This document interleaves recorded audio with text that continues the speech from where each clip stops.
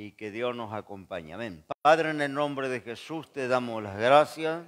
Nos podemos reunir nuevamente para compartir, participar de tu palabra. Te pedimos, Señor, que en la guía, en la dirección del Espíritu Santo, que nos presida, nos acompañe a lo largo de esta noche. Señor Jesús, bendice también los hermanos que están presentes. Mira a aquellos que vienen en camino, que todavía no han llegado.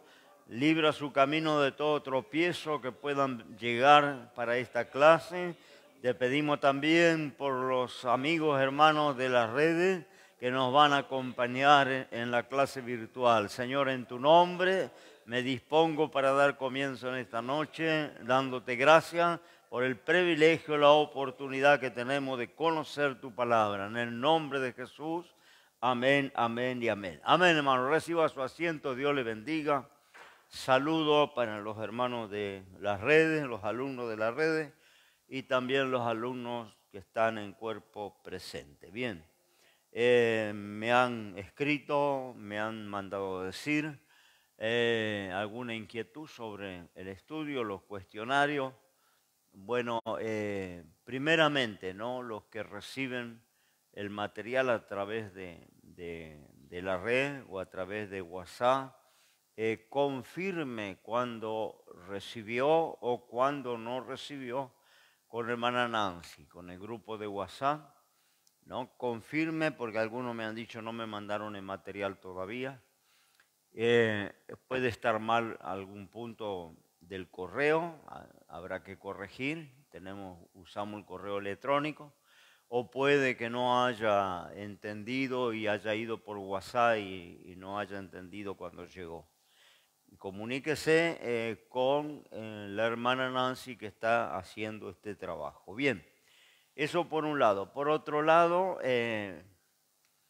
me han escrito sobre alguna pregunta que no les quedó duda para contestar del primer cuestionario que mandamos del tema mío, bibliología, y ya creo que Pablo, el pastor Pablo también ha enviado algún cuestionario de hermenéutica.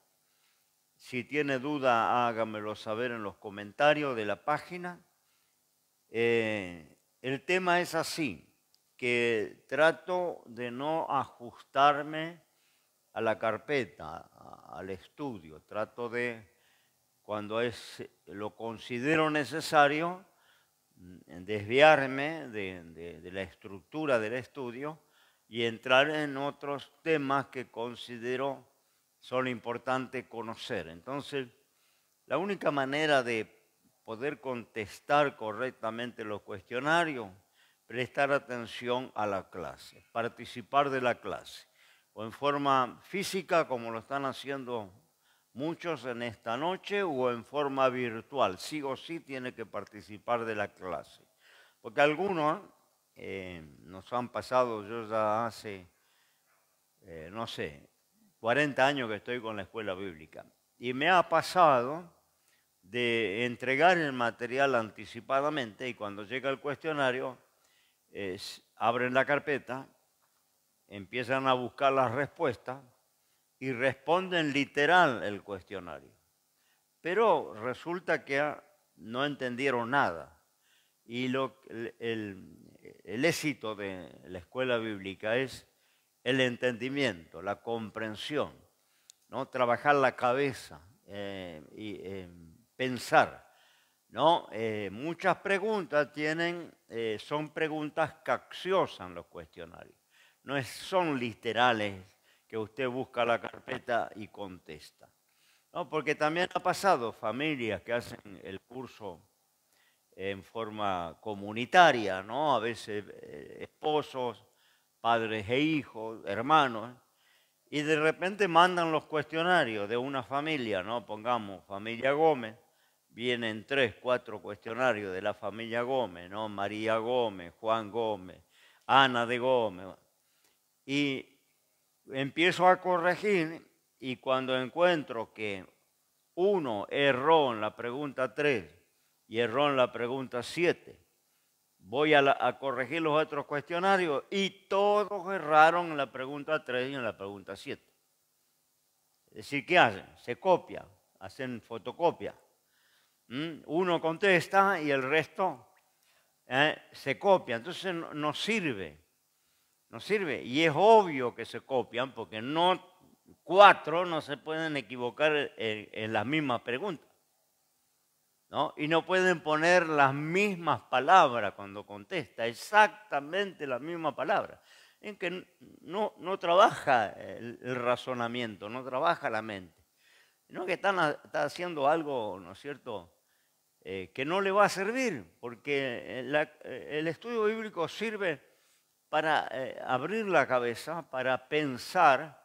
Por eso la hermenéutica no son solo datos que usted va a tener en la carpeta, sino va a tener las herramientas para que cuando usted lea la Biblia la pueda conocer una parábola, diferenciar una metáfora de un simil, de una paradoja, ¿no? Que usted conozca esta figura, ¿no? Aprenda que este lenguaje bíblico simbólico, porque si no, no le sirve estar acá un año entero, 2 años.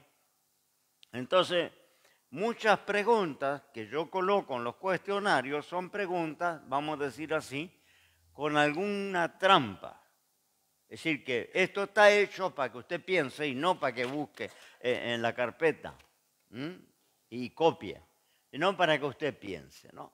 Entonces, vuelvo a decir, muchas preguntas, la respuesta va a estar cuando yo doy la clase y no en la carpeta, ¿no?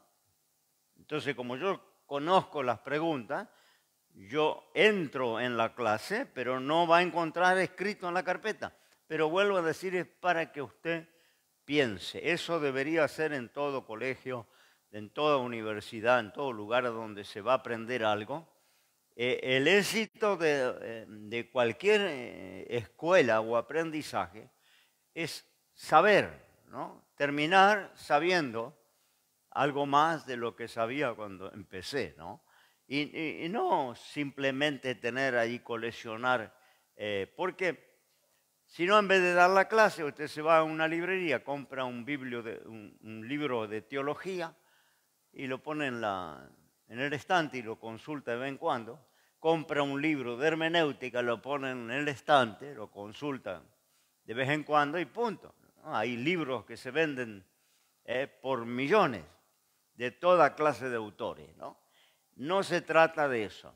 Yo no quiero entrar en la línea de la mayoría de los institutos bíblicos, que le dan datos que no les sirve de nada. Yo tengo material del Instituto Bíblico Río de la Plata, tengo todo el material de la Escuela Bíblica del Milton Pope, tengo de misión, de teología, de escatología, pero yo entiendo que no sirve ese material.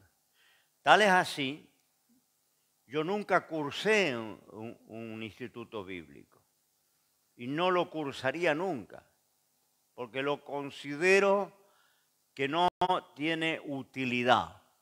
Porque ¿qué hace el instituto? El instituto le da cuántos kilómetros viajó Pablo en la obra misionera. ¿Cuál es el versículo más corto de la Biblia? ¿Cuál es el más largo? ¿No? Cantidad de datos, fechas, que no tienen ninguna aplicación a la vida cristiana, ¿no? Le dan palabras hebreas, palabras griegas, el significado, ¿no? Los viajes, la geografía bíblica, la historia bíblica, y eso no aprovecha de nada, no le sirve en la aplicación de la vida espiritual.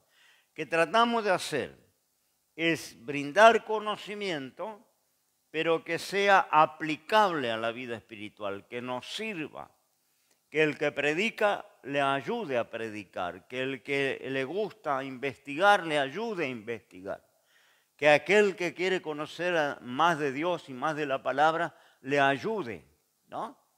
De eso se trata nuestra escuela bíblica, ¿no? Por eso Pablo está debutando este año en la enseñanza, ayudándome, gracias a Dios. Y yo le decía a Pablo sobre no ajustarse a la letra, no dejar que el Espíritu Santo le lleve a donde le quiera llevar. Esto es una columna vertebral, porque si no, no iríamos por las ramas y no tendríamos una esencia. Esta sería la esencia de las clases. Pero no nos atamos a esto, no nos atamos a la teología de los libros. Vuelvo a decir, yo creo que la teología de los libros, como hoy están los institutos, no aprovecha. No aprovecha, porque usted conoce, o yo conozco, gente que ha hecho el instituto, le han dado un certificado, le han dado un diploma, y son mundanos, no tienen nada de Dios. Gente que no tiene nada de Dios, pues tiene el diploma, ¿no? Y han hecho 4 o 5 años y pago, porque todos los institutos son pagos. Todavía los hermanos de las redes se asombran cuando me dice qué costo tiene, no tiene ningún costo. No, es gratuito, no tiene nada que pagar, ¿no? Y alguno no puede creer que sea gratuito, ¿no? Porque hoy todo se paga. Cualquier instituto tiene que pagar la inscripción y después tiene que pagar por mes.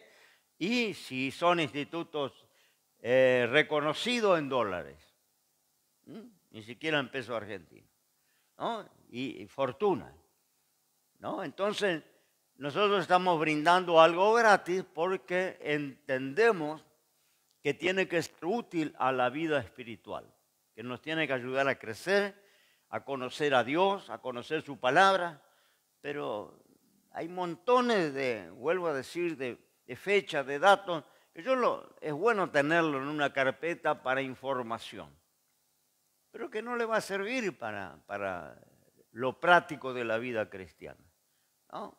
¿Me entiende lo que quiero decir? Por eso, venga a las clases, escuche, porque va a sacar mayor provecho que con la carpeta cuando terminemos el estudio. Bien, me pedían que aclare el tema porque hay una pregunta en el cuestionario sobre que muchos no han entendido cuál es la diferencia entre revelación, inspiración, visión y sueño. Y muchos me han dado respuesta porque se pide, por ejemplo, un texto que sea revelación. Y muchos me han dado algún texto de Corintios, ¿no es cierto?, donde Pablo decía que tenemos una sabiduría no del mundo, sino una sabiduría espiritual para entender espiritualmente. Estos no son textos adecuados porque son textos inspirados. Pablo era inspirado por el Espíritu Santo para enseñar esas cosas, ¿no? Que enseñaba en Corintios, Romanos, en cualquiera de sus cartas. Revelación es lo que el hombre no puede conocer de ninguna manera si Dios no lo trae a luz. No es algo que ya conocemos, sino es algo que no hay manera de conocer. El plan de salvación es revelación. No podríamos imaginarnos nunca, ¿no?, un plan como el que el Señor preparó o diseñó, ¿no? Uno que ocupara nuestro lugar, un sustituto, uno que pagara la cuenta que yo tenía que pagar. Eso no lo podíamos imaginar. Ese plan de salvación, eso es revelación de Dios. Que incluso si hoy Dios no lo revela, puede venir todos los días a la iglesia y no va a entender nada. Tiene que ser revelado, por eso dice la palabra, nadie puede llamar a Jesús Señor si no es por el Espíritu Santo. Es decir, que el Señor tiene que revelar el plan de salvación en el corazón del hombre. Por eso dijo el Señor, cuando el Espíritu Santo venga, Él convencerá al mundo de pecado, de justicia y de juicio. Esa es la obra máxima del Espíritu Santo, ¿no? Convencer al hombre, ¿no? Revelarle al hombre el propósito del plan de Dios. Para eso Dios tiene que mostrarme mi pecado. Para eso Dios tiene que mostrarme la justicia de Dios, que Dios es justo, que Dios no va admitir lo malo, la justicia. Y Dios tiene que revelarme el juicio, que hay un juicio, que un día yo tengo que presentarme delante del Creador y tengo que dar cuenta. Todas esas verdades las revela el Espíritu Santo en el corazón de un hombre incrédulo. Y es cuando se opera la conversión. Nos fue revelado el plan de salvación. Todos los que conocemos a Cristo somos privilegiados. Nos reveló el Señor el plan de Dios. Y alcanzamos perdón y salvación. Revelación de Dios, la creación en el Génesis. Moisés, que es el escritor que escribe cómo fue la creación, cómo fueron los días de Noé, cómo fueron los días de Abraham, los días de Isaac, de Jacobo. Moisés no era contemporáneo de esa gente. Moisés nace miles, siglos después de esa gente que ya no existía. Entonces, ¿cómo él podía saber, ¿no? Lo que hizo Abraham, cómo Dios creó a Adán y Eva, el huerto del Edén, cómo fue el pecado? Todas esas situaciones, cómo Caín mató a Abel, por qué causa lo mató, todo eso no lo podía saber. El diluvio, cómo sucedió. Todo eso fue revelado a Moisés para que lo escriba y nosotros también podamos saber eso, ¿no? Porque vuelvo a decir, no había, ¿no es cierto?, datos históricos, ni fotografías, ni nada, ninguna prueba para destacar que pasó así. Eso es revelación pura.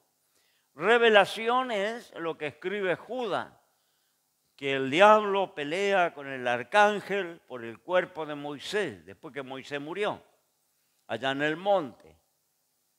Que Dios entierra a Moisés y que el diablo viene a disputar su cuerpo. Eso no lo podía saber. Nadie lo sabía. Lo sabemos porque leemos en Judas esta historia, que a Judas le fue revelado. Daniel no podía saber acerca de los últimos tiempos. Daniel no podía saber montones de cosas que escribe el profeta Daniel, que también son revelación de Dios, porque Dios le revela a Daniel lo que va a suceder en los últimos tiempos.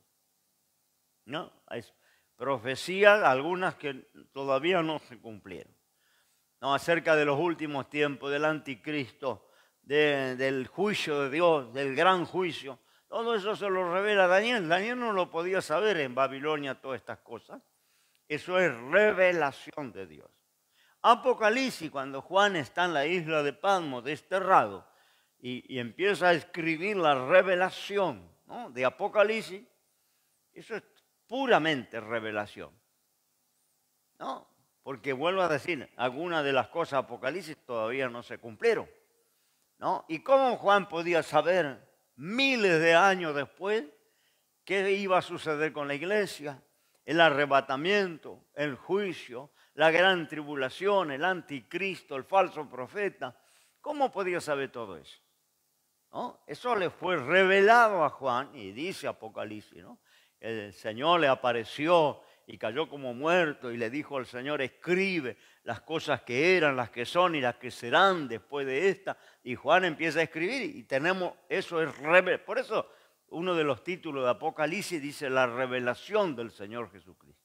Revelación pura. Entonces, si se le pide un texto de revelación, usted tiene que ir a esos puntos, a lo que el hombre no puede saber, no podía saber de ninguna manera. Si yo le expliqué el caso de la fotografía antigua, que llevábamos el rollo, que no tenía que velarse, y en el laboratorio lo meten en un producto, lo traspasan en una cartulina.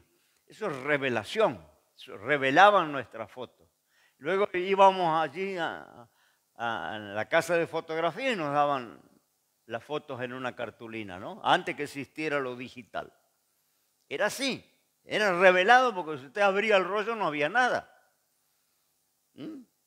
Incluso el químico, el fotógrafo, cuando en el cuarto oscuro abre el rollo, no hay nada.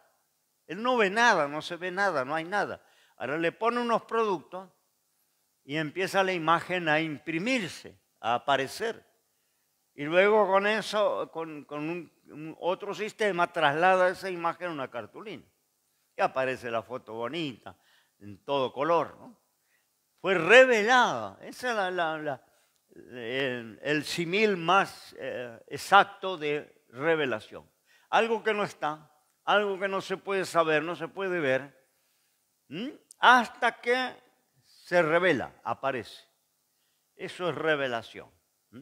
Tenemos muchas veces el lenguaje que usamos, no es el correcto, porque por ahí tenemos un sueño de decir Dios me reveló. Por ahí estamos orando, tenemos una imaginación, Dios me reveló. Usted lo habrá escuchado en los púlpitos, ¿no? Y es un lenguaje errado. No es revelación. Sueño no es revelación. No, imaginarse no es revelación. Revelación es alguna cosa que nadie sabe, que de repente Dios me muestra, que se va a cumplir, se cumple, tiene que cumplirse para ser de Dios. Eso sí yo puedo decir, Dios me reveló.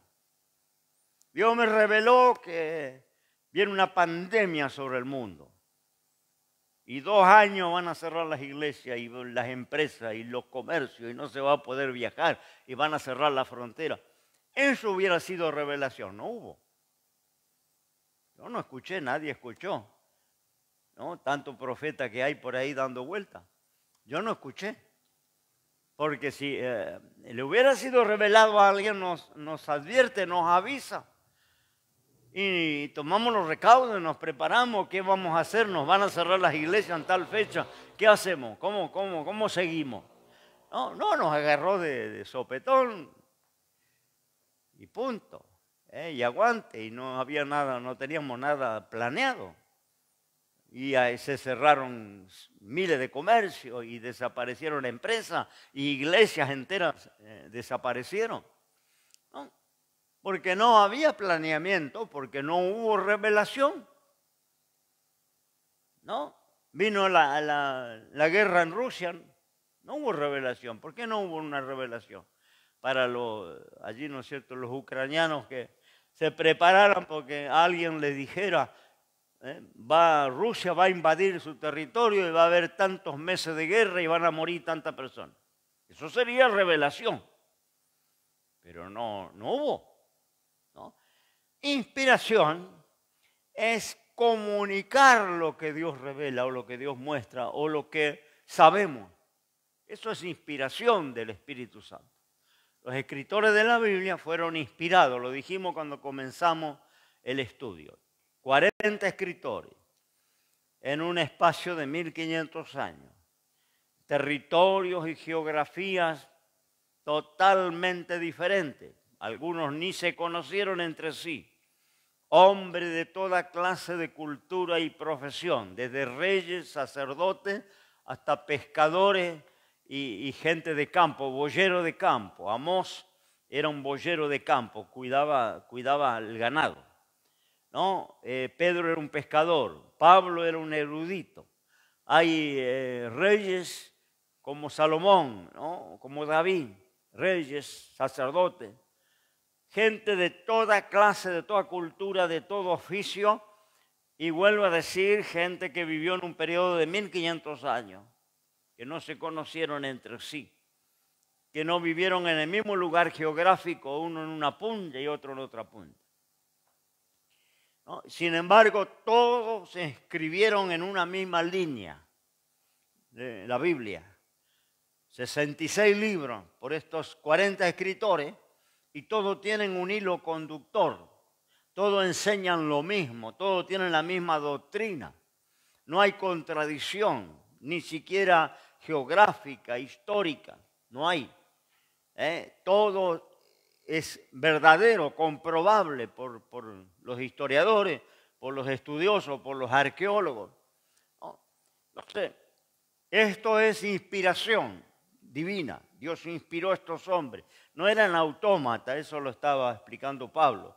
No es que se sentaron y Dios le dictó para que escriban. No, escribieron con sus palabras, escribieron con su cultura, con su forma de expresar. Yo cuando predico, tengo una forma en mi cultura, en mi entendimiento, predica Pablo, y él tiene otra forma. Dios tiene que valerse de lo que él sabe, de lo que su forma de expresión, su conocimiento, su educación, ¿no? Muy diferente a la mía. Predica el pastor Marcelino, es otra forma, otro lenguaje, otra manera, otra expresión. ¿No? Porque Dios utiliza a los hombres en su conformación, no los anula, no anula su razonamiento. ¿No? Por eso cuando un profeta habla de parte de Dios, entrega un mensaje, no puede decir, no puedo dominarme, no, Dios me mandó y tengo que hablar, no, porque esto no existe. No, Dios nunca anula la conciencia del hombre, el hombre siempre es consciente. No, y puede estar entregando un mensaje terrible para la iglesia y viene el pastor y le toca el hombro y le dice, hermano, siéntese. Y puede callarse y sentarse tranquilito. Algunos tienen la idea, me toma el Espíritu Santo, no puedo controlarme, no puedo callarme. ¿No? Y hacen un zafarrancho en la iglesia. Esto no funciona así. No, en ningún momento pierde la conciencia. En ningún momento Dios te anula la conciencia para usarte. Y no lo hizo con los escritores eran ellos. Su cultura, su conocimiento, sus palabras, su dialéctica, su forma. Ahora, guiado por el Espíritu Santo. Inspirado por el Espíritu Santo. Por eso que no se salen de ese hilo conductor. Por eso que toda la Biblia tiene una sola línea. Una sola enseñanza. Usted no va a encontrar una contradicción en la Biblia. Eso es inspiración.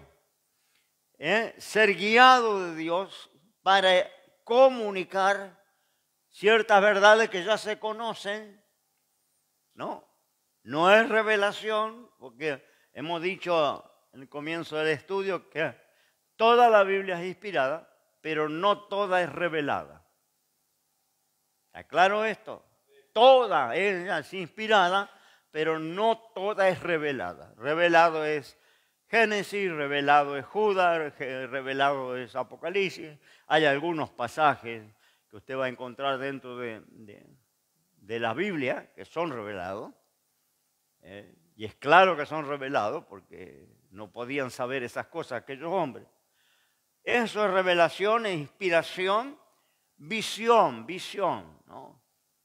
Uno se arrodilla a orar y imaginación. Yo con la imaginación ahora puedo darme una vuelta por Iguazú, puedo irme allá por Ushuaia, me siento, cierro los ojos o me tiro en la cama, puedo estar en Hawái abajo de una palmera, puedo volar en un avión, puedo dar un planeo arriba de las nubes, imaginación. Puedo imaginarme que estoy peleando con Goliat, puedo imaginarme que charlo con Pablo, puedo imaginarme el arcángel Gabriel que pasea dentro de mi pieza. Imaginación.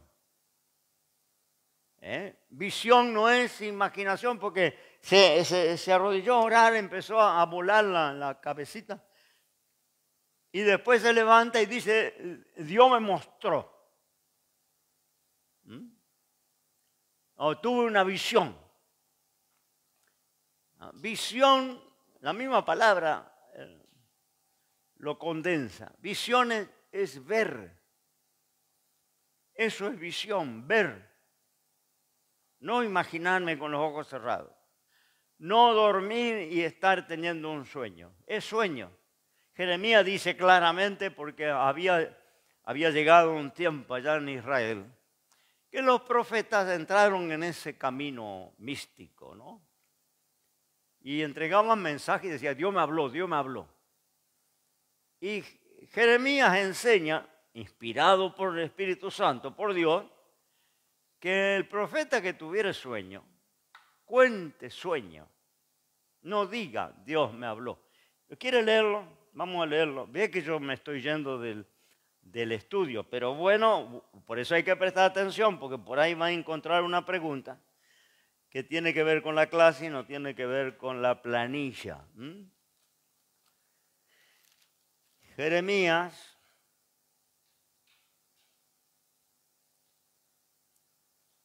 a ver si encuentro, porque no lo tenía marcado. Jeremías 7 puede ser. A ver si es cierto. Comprobamos.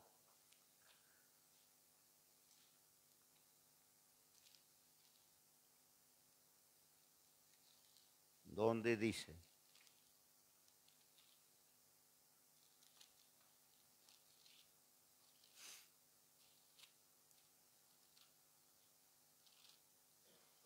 No creo que sea Jeremías 7. A ver. Aquí está. En Jeremías capítulo 23.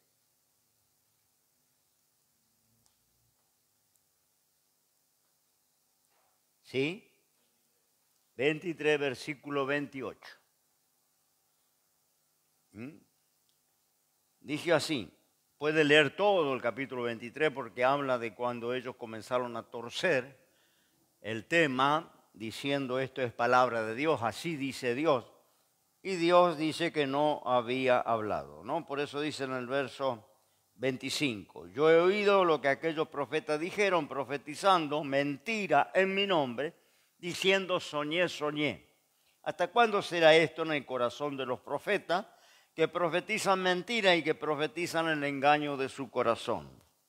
No piensan como hacen a mi pueblo olvidarse de mi nombre con su sueño, y cada uno cuenta a su compañero al modo que sus padres se olvidaron de mi nombre por Baal. El profeta, con quien fuere sueño, cuente sueño, y con quien fuere mi palabra, cuente mi palabra verdadera.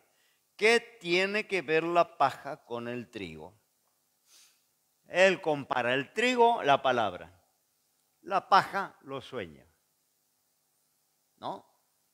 No quita que hay sueños de Dios. Daniel tuvo sueños de Dios, José tuvo sueños de Dios. Hay muchos hombres en la Biblia que Dios le habló, hasta gente mundana como Nabucodonosor, un rey pagano de Babilonia, idólatra, y Dios le habla a través de sueños, que luego se lo interpreta a Daniel, los sueños que tuvo, que lo atormentaron.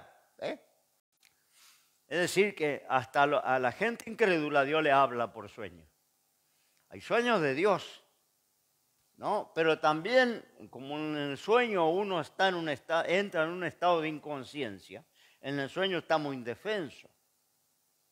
Usted no elige qué soñar. Por eso que hay cristianos muy consagrados que de repente se levantan horrorizados porque tuvieron un sueño erótico, sexual. No se atormente porque usted no maneja, usted no elige, voy a soñar con las islas de Hawái. No se elige qué soñar. Voy a soñar con mi enamorado o mi enamorada. ¿No? Por ahí sueña con un diablo viejo, con una bruja. No elegimos qué soñar. Dormimos, entramos en un estado inconsciente y en esa inconsciencia Dios habla, hay sueños de Dios, pero también el diablo, los espíritus malos, malignos, también entran, ¿no? Con sueños perturbadores, con pesadillas. También el diablo tiene acceso cuando el cristiano duerme. Y también la carne, porque si yo me mando, ¿no?, 6 milanesas a la noche y me voy a la cama sin hacer la digestión, voy a tener sueño, voy a tener pesadilla. Porque comí demasiado, son sueños de la carne, ¿no? Hay sueños carnales, hay sueños diabólicos y hay sueños de Dios. Entonces, ¿qué dice la Biblia? El que tiene sueño, cuente el sueño. No diga, Dios me reveló, tuve una visión. No, soñaste. Di lo que soñaste. ¿Y por qué contarlo? Porque Dios tiene que Dios tiene el don en su pueblo, en la iglesia, en los cristianos, ¿no?, de interpretar los sueños. Entonces Dios puede usar a alguien con el don de interpretar y decirte, mira lo que soñaste de Dios, ¿no? O decirte, mira, no, tengo una hermana que casi toda la semana me manda a contar los sueños, ¿no? Me dice, ¿qué significa? Y a veces no significa nada. Soñé con un lago, soñé con un cisne rosado, y había unos pajaritos. ¿Qué significa, pastor? Y significa un lago, un cisne rosado y unos pajaritos. ¿Me entiende? No tiene ningún significado. Ahora sí, hay, cuando es de Dios, Dios confirma, el Espíritu Santo te confirma y tiene un sentido, ¿no? Pero tampoco es para perder las zapatillas saliendo corriendo porque soñé que me casaba con no sé, Anita. Y va a buscar la Anita para llevarla al registro civil y le saca picando. No, es decir, no es para perder las zapatillas, es para orar, para esperar, ¿no? Por eso dice, ¿qué tiene que ver la paja con el trigo?, dice el Señor. No digan, tuve visión, tuve revelación. Si es sueño, diga, soñé. Y cuando tenga una visión, va a ser claro, porque usted va a ver lo que no se ve con el ojo natural, pero va a ver, no está dormido, sino que está despierto y Dios le abre los ojos espirituales como al criado de Eliseo. Cuando salían y estaban rodeados los enemigos, ¿no? Eliseo oró, abre los ojos para que vea. Y abrió los ojos del criado y ¿qué vio? ¿No? Los ángeles que estaban para defender a Eliseo, ¿no? Abrió los ojos y dijo, ay, Señor mío, ¿no? Carros y gente de a caballo, ¿no? Ejército. Que no lo veía, nadie lo veía. Cuando él tiene la visión, lo ve. Y ahí donde el profeta le dice, ¿ves que son más los que están con nosotros que los que están con ellos? No, pero él no era para el ojo común. Nadie lo podía ver. Tuvo una visión y Eliseo oró para que tuviera esa visión, para que vea. Eso es visión. Sueño es sueño. Tiene que estar dormido para soñar, ¿no? Aunque algunos sueñan despiertos, pero eso es para otra clase. Bueno, bien, seguimos adelante, hecha la aclaración, ¿no? Para los que dicen no explicó, no entendí, bueno, ahí está hecha la explicación, creo, con claridad, ¿no? Bien, vamos ahora a la clase, ¿no? Pues se nos ha ido casi todo el tiempo, pero bueno, estamos con el canon del Nuevo Testamento. Allí hemos quedado la última clase. El significado de canonosidad. Y decíamos ahí lo que significaba canón, que también en hermenéutica está claro, Pablo lo explica claro en su clase. También había explicado que nos vamos a cruzar en algunos temas por un momento y después nos despegamos. Bien, dijimos que el canón del Nuevo, estamos hablando del Nuevo Testamento, ¿no? Están constituidos por libros escritos por los apóstoles o recibidos como teniendo autoridad divina de la edad apostólica. Tenían que tener el sello del autor, tenía que ser un apóstol. Porque vuelvo a decir, siempre hubo, desde que se inventa el alfabeto y se comienza a escribir, siempre hubo libros que pretendieron ser revelados, que pretendieron ser la palabra de Dios. Estos días un hermano me regala una Biblia católica, me olvidé de traerla, y allí están los libros apócrifos, libros no canónicos como Macabeo, Jeremías, la epístola de Jeremías, la sabiduría de Salomón, o hay un libro llamado Eclesiástico, hay otro libro llamado Judí. bueno, una cantidad de libros que cuando se hace el canón del Antiguo Testamento se rechazan, se dejan fuera, pretendían ser palabra de Dios, pero cuando se examinan, cuando se estudian, cuando se le busca la autenticidad, se encuentran que contienen relatos fabulosos, que bestias mitológicas, que desvían la doctrina, porque algunos aprueban el asesinato como algo normal, el suicidio como una manera de ir con el Señor, ¿no? Gente que se quita la vida, las guerras santas, cuando algo no nos gusta salimos a pelear, nos armamos y salimos a matar gente. Bueno, todo eso, la oración por los muertos, ¿no? Que todo eso explica por qué la Iglesia de Roma practica cierta doctrina y nosotros no, ¿no? Porque nosotros entendemos que no podemos orar por un muerto. Cuando vamos a hacer un servicio fúnebre, vamos por los vivos, para consolar, para animar, para que conozcan a Dios, ¿no? El servicio se hace para los vivos, no para el muerto. El muerto no está dentro de la caja. El muerto ya no está ahí. O está con el Señor o está en la condenación, pero de cierto ahí no está, ¿no? Eso se entiende por la Biblia. Pero si yo le meto un libro de aquello que dice que podemos orar por los muertos para que Dios lo perdone, ahí ya se me mezcló todo, ahí ya se me... No, lo que creemos ya es una confusión. Por eso se rechazaron estos libros, ¿no? Le voy a traer, si me acuerdo, el lunes que viene para mostrarle la Biblia católica, ¿no? Entonces, los libros, uno de los requisitos era libros escritos por los apóstoles, ¿no? Juan 16, vamos a dar lectura allí algunos textos para comprobar esto que le estoy diciendo. Juan 16, el verso 12 al 15. Aún tengo muchas cosas que decir, mas ahora no las podéis llevar, ¿no? Está diciendo Cristo para su discípulo. Cuando viniera aquel Espíritu de verdad, Él os guiará a toda verdad, porque no hablará de sí mismo, sino que hablará todo lo que oyere y os hará saber las cosas que han de venir. Él me glorificará porque tomará de lo mío y os lo hará saber. Todo lo que tiene el Padre mío es. Por eso dije que tomará de lo mío y os lo hará saber. Aquí está revelando el Señor cómo iba a funcionar.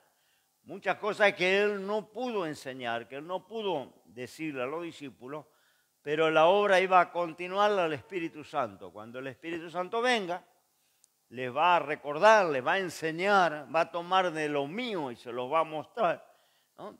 Algo que la Iglesia de Roma no tiene,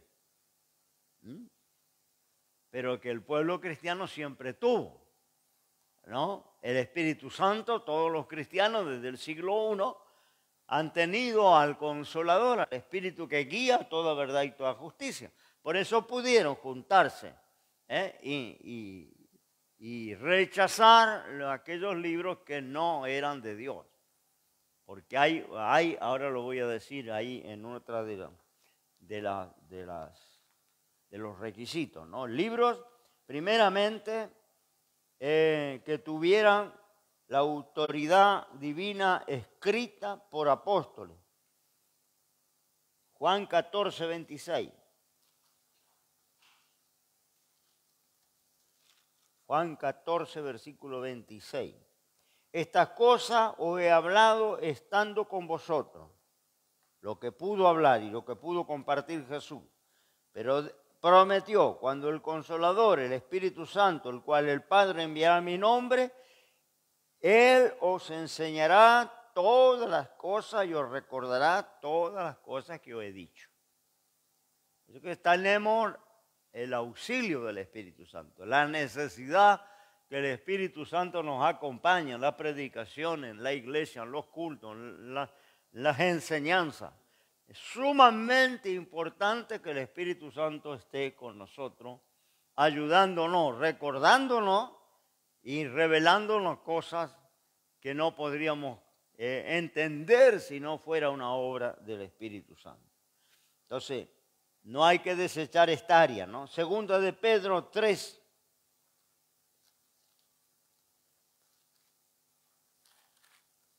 Segunda de Pedro capítulo 3, versículo 15 y 16. Dice así: y tened por salud la paciencia de nuestro Señor, como también nuestro amado hermano Pablo, según la sabiduría que le ha sido dada, os ha escrito también. Casi en todas sus epístolas, hablándola de ella, de estas cosas, entre las cuales hay algunas difíciles de entender, los cuales los indoctos y los inconstantes tuercen, como también las otras escrituras, para perdición de sí mismos. Está diciendo Pedro que Pablo le fue revelado algunas verdades, algunas enseñanzas que son difíciles de entender. Porque la palabra de Dios se ha de entender espiritualmente. Para entender la palabra de Dios necesitamos al autor. Si prescindimos del autor, no vamos a saber, no vamos a conocer. Y el autor es el Espíritu Santo, que está con nosotros. Desde que el Señor se fue, lo envió para que esté con nosotros. Entonces tenemos al autor, nuestros corazones. El día que usted creyó, te fue sellado con el Espíritu Santo. Usted tiene el Espíritu Santo, que no haya hablado lengua. Porque el hablar en lengua es la evidencia del bautismo del Espíritu Santo. Bautismo es una cosa y sello es otra. Pablo dice que el día que creímos fuimos sellados por el Espíritu Santo. No puede aceptar a Cristo si no es por una obra del Espíritu Santo. El día que usted aceptó a Cristo como Señor, usted fue sellado. Tiene el Espíritu Santo, está el Espíritu Santo. Usted es el resultado del convencimiento del Espíritu Santo. Le convenció a usted y a mí. Por eso nos convertimos. Ahora el bautismo es otro nivel, es equipamiento para servir a Dios. Jesús dijo a los discípulos, todos salvos, todos apóstoles, todos predicaban, todos oraban por los enfermos. No, pero no habían recibido el Espíritu Santo. Cuando Jesús se va, le dijo, quédense quietos en Jerusalén, porque ellos ya querían ir a hacer la obra. No. Quédense quietos en Jerusalén hasta que sean investidos de poder de lo alto. Y luego me seréis testigos. Judea, Samaria, Jerusalén, Judea, Samaria y hasta los confines de la tierra. Ellos tenían que esperar ser equipados. Y ya habían predicado, habían orado por enfermos, ya habían salido a evangelizar, pero le faltaban las herramientas. El bautismo del Espíritu Santo son herramientas.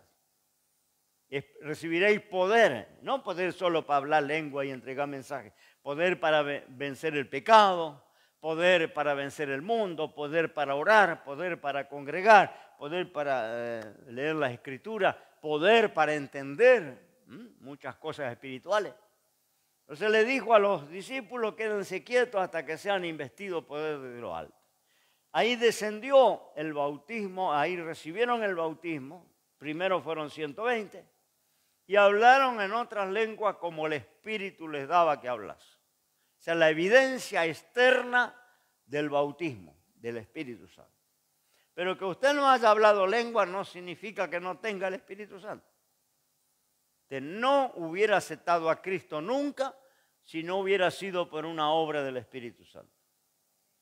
El Espíritu Santo le convenció para que usted acepte a Cristo, sea cristiano. Así que usted tiene el sello del Espíritu Santo. Dice que ese sello sirve para la redención.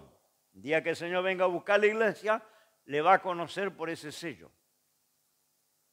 Va a conocer a los suyos por el sello, que nadie puede ver, solo Dios. Estamos sellados para el día que el Señor nos lleve. ¿Ah? Tiene el Espíritu Santo. Él le va a guiar, le va a dar sabiduría, ¿no? Le va a dar entendimiento en la palabra. Ahora hay otro nivel que usted tiene que buscar, que la promesa dice que es para todo lo que Dios llama. incluso para nuestros hijos. Entonces, usted tiene que buscar ese otro nivel, tiene que pedirle a Dios que le bautice. Porque son herramientas que usted no tiene, que le está faltando para la obra. Entonces tiene que orar y pedirle al Señor, Señor, bautízame, la promesa es para mí también. Yo creí, la promesa es para mí. No se gana, no es una recompensa. Algunos piensan que si me porto bien, oro bastante, ayuno bastante, Dios me premia con el bautismo del Espíritu Santo. No, no es una recompensa, no es un premio, no es un galardón. Generalmente los que más pronto reciben son los más flacos, los más débiles. Porque si Dios no le bautiza, no pueden permanecer. Porque son tan flojitos que si Dios no le bautiza enseguida, no aguantan. Generalmente los que no reciben son los que no necesita tanto. Porque sabe, porque entendió, porque es responsable, porque tomó una decisión. Entonces, como no necesita tanto, le cuesta más recibir. Que aquel flaquito que dice, Señor, yo no voy a aguantar, yo no voy a poder, yo no voy a vencer, yo no puedo seguir. No tiene fuerza ni para orar, entonces Dios lo bautiza. A veces se convierte y en unos días, en una semana, está hablando en lengua. Y tenemos la idea que es un premio de Dios. Que Dios lo premió porque es más bueno, porque es más sincero. No, el bautismo del Espíritu Santo se recibe igual que la salvación. ¿Cómo recibió la salvación? ¿Se la ganó? ¿La merecía? Yo cuando fui salvo, que me convertí, tenía el atado de pucho acá, en este bolsillo. Porque hasta ese día yo fumaba como un murciélago. Y acepté a Cristo y me convertí. Y el Señor no me dijo, yo para que te salve, tenés que limpiarte, tenés que dejar los vicios, tenés que dejar el pecado. No, así mugriendo como yo estaba, creí y el Señor me perdonó y me salvó y después me sacó toda la mugre. Después me fue lavando.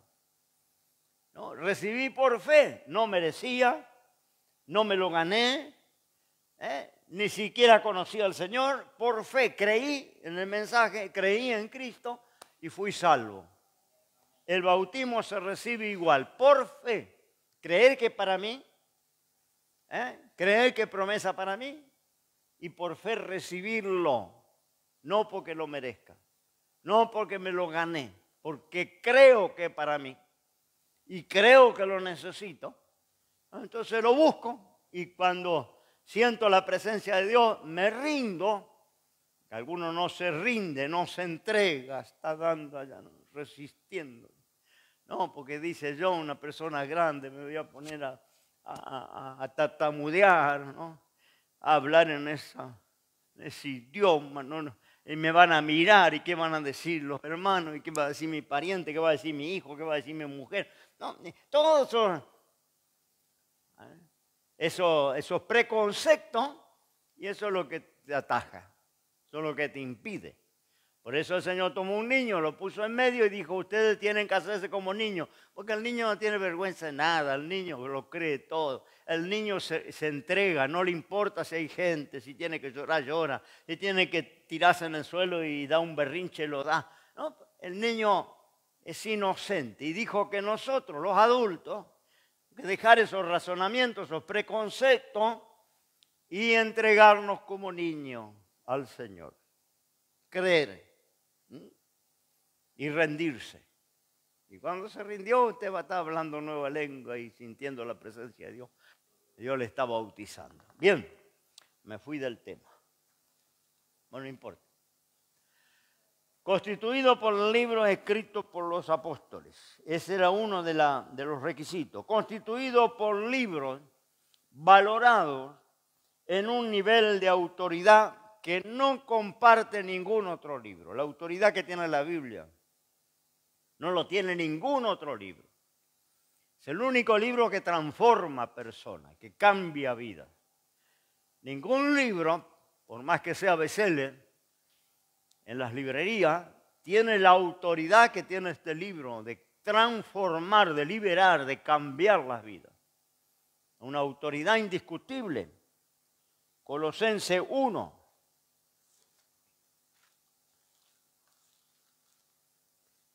Damos lectura. Colosenses 1 del 1 al 2.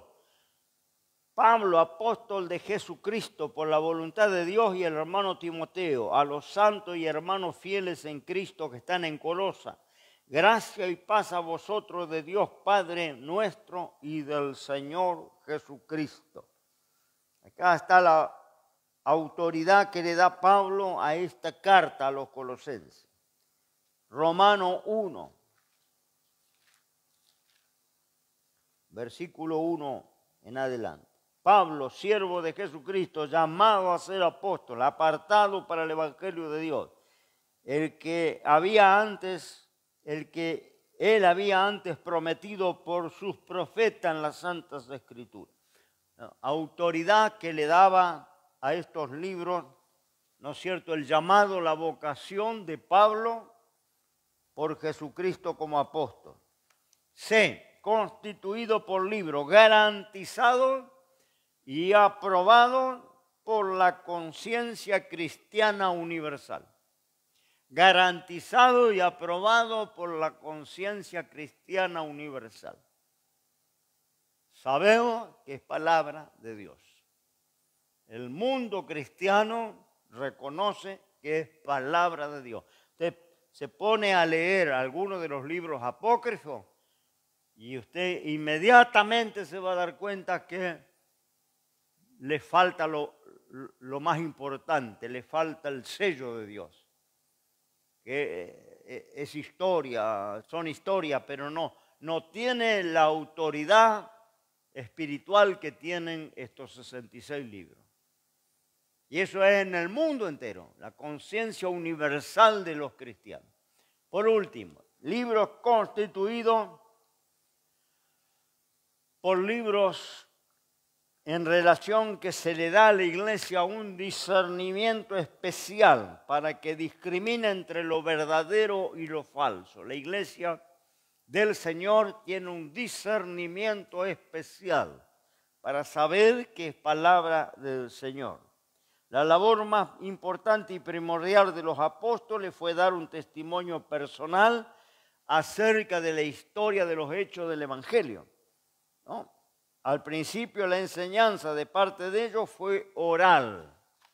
Luego, mientras vivían los apóstoles, estaba la necesidad de tener un registro escrito de sus enseñanzas, de sus relatos, porque ellos, al principio era el relato oral, se transmitía oralmente.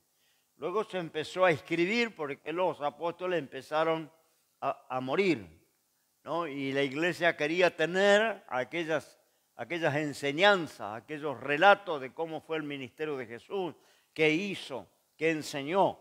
Y ahí se hace la necesidad de escribir o de conservar los escritos como son las cartas apostólicas, ¿no? En la partida de ellos de este mundo. Se tornó extremadamente importante el hecho que se publicaran los registros autorizados. De ese modo aparecen los evangelios.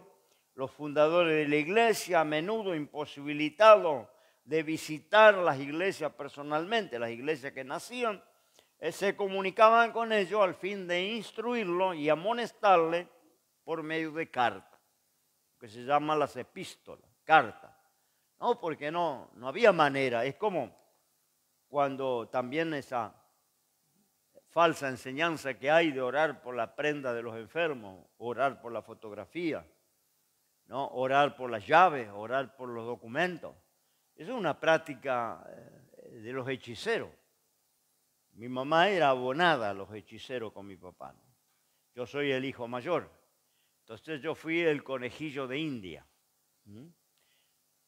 Porque después ya con los otros hermanos que me siguen, ya mis viejos se convirtieron. Me convertí yo, les prediqué el evangelio, se convirtieron ellos. Y dejaron esas prácticas. Pero antes de conocer al Señor, eran abonados en todos los hechiceros y curanderos que se conocen. Y yo que era el hijo mayor, el único, después nacieron los otros, mi mamá me llevaba por todos los hechiceros habidos y me curaban mal de ojo, me curaban el empacho, me curaron la culebrilla, me salió un hongo una vez trabajando cuando tenía 12, 13 años y me llevó un viejito que me curó con una aguja de oro y con palabra. Bueno, todas las curas habidas y por haber, mi vieja me llevaba. Era abonada a los curanderos, ¿no? Y cuando me empecé a enamorar, que era adolescente, empecé a mirar por las chicas, mi vieja, como toda vieja, tiene planeado el futuro del hijo, varón, ¿no? Entonces, las madres hacen eso, ¿no? No le conviene porque es flaca, porque es morocha, porque no estudió, porque la familia no sirve. Bueno. Entonces me llevaba a curar mal de amores, que se me pasara el enamoramiento. Y yo recuerdo que el mal de amores, para que me curaran las brujas, tenía que llevar ropa interior y dejarle esa ropa interior. Mis calzoncillos, mis camisetas, mis medias. Esa era la ropa que el curandero requería para sacarle el enamoramiento al adolescente. No, y no sé si funcionaba, pero bueno. No sé cómo era el asunto. Pero bueno, mi vieja me llevaba. Lo que quiero decir que esa oración por la foto, por las prendas, es una práctica de los curanderos, de los ubandistas, de los brujos, ¿no? Ellos para hacer sus trabajos necesitan una prenda. O a veces en el mal de amores le piden un mechón de cabello, un peine que haya usado, ¿no? Algo íntimo para hacer los trabajos que ellos hacen, ¿no? Y de ahí sale la iglesia orando por las prendas, orando por la foto. No, esto no es bíblico y no tiene fundamento bíblico. Ellos se agarran de cuando llevaban las prendas, los sudarios de Pablo, los pañuelos de Pablo, y lo ponían sobre los enfermos para que sanaran. Esto sí es bíblico. Esto es bíblico. No, pero no eran la prenda de los enfermos, la foto de los enfermos. Eran las prendas del siervo de Dios que se colocaban por causa de distancia, por causa de viajar, porque no había colectivo, no había Uber, no había taxi, había que ir a lomo de camello, a veces 15 días viajando para llegar a una aldea. Entonces la obra era nueva, no había suficiente siervo de Dios. Hoy hay cantidad de siervos de Dios para mandarle que vaya y ore en persona por el enfermo.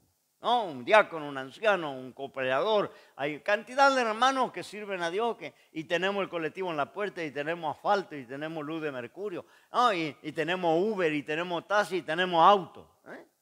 Subimos y en un ratito vamos a la casa del hermano. No es ridículo orar por la prenda del enfermo, que es una práctica de hechicería, que no tiene nada que ver con lo que dice la Biblia, porque era la prenda de Pablo, se ponía. La sombra de Pedro sanaba a los enfermos. ¿Oh? Cuando muere el hijo de la viuda, Eliseo manda al criado con su báculo, con su cayado, que le ponga el cayado arriba del cuerpito de la criatura. Esto es bíblico. La ropa, los elementos que usan los siervos de Dios, de alguna manera tienen alguna virtud. A Jesús le tocaron el manto y se sanó una mujer. Y Jesús dijo, ha salido virtud de mí. ¿Quién me ha tocado? ¿No? No, ni siquiera la vio el Señor, ni habló con ella, ni le puso las manos. La mujer tocó el manto y se cortó el flujo de sangre.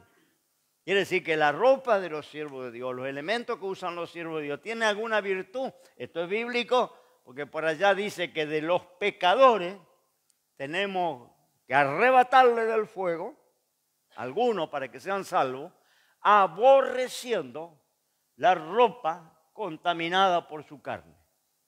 Así como los siervos de Dios tienen unción en la ropa, los pecadores, los abominables, también tienen cierta contaminación sobre su ropa y dice que hay que aborrecer esa ropa, contaminada por la carne. Por eso yo enseño a los hermanos y no sé, en las redes ahora algunos se va a sorprender porque esto no lo practica nadie. Nosotros lo practicamos, ¿no?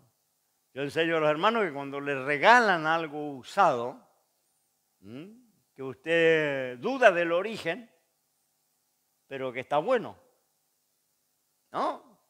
Porque a veces está casi nuevo, a veces no tiene uso, y le regalan que usted meta en una bolsa y traiga para orar. Porque puede ser la ropa que usó un brujo, un hechicero, un espiritista, un satanista, y le regala a usted y después usted tiene pesadilla y viene el tormento dentro de su pieza y usted no sabe por qué. Porque le regalaron y usted, como era lindo y estaba nuevo, ¡pum!, se lo puso. Y la Biblia dice que los abominables contaminan su ropa, con su pecado, su hechicería. Contaminan la ropa como un siervo de Dios. En la ropa de Pablo, los sudarios de Pablo, tenían alguna clase de virtud. Entonces, como él no podía viajar para todos lados, él mandaba un ayudante, llevaba allá mi sudario y ponerle allá a la hermana María que está en la cama con fiebre. Y yo voy allá a orar por Juan. ¿Entiende? Hoy no hace falta. Dios le bendiga. Me quedo por acá, oramos al Señor y ya está el pastor Pablo. Padre, en el nombre de Jesús te alabo y te bendigo. Te doy gracias, Señor, por este tiempo, por el conocimiento de la palabra, la luz de la palabra. Gracias, Señor, porque podemos familiarizarnos con ello en estas reuniones especiales, en estos días que hemos apartado para conocer de ti. Amado Señor, ilumina los corazones allí de los que están escuchando a través de estos medios de comunicación, de las redes, también los que están acá presentes. Te doy gracias, Padre, y encomiendo ahora la parte del pastor Pablo que seguirá a continuación. En el nombre de Jesús, amén y amén.